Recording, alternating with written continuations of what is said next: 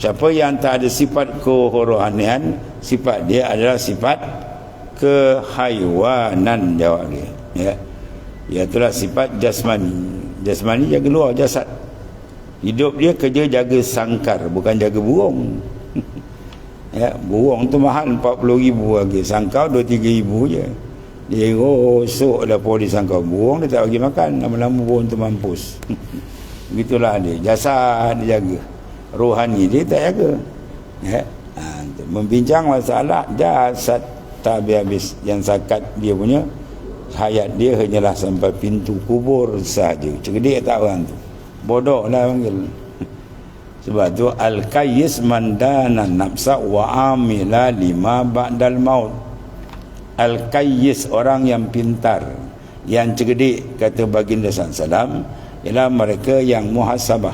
Mandana nafsa ay man hasabah nafsa wa amila lima ba'dal maut. Dia menyiapkan amalan untuk sana tu, nak pergi lepas mati ni. Ya. Kalau kita siap benda yang nak ditinggal, itu tak cerdik. Lebih teruk lagi, kumpul fokus benda nak tinggal, tertinggal benda yang nak dibawa. Itu manusia ahmak, paling bodoh manusia. Allah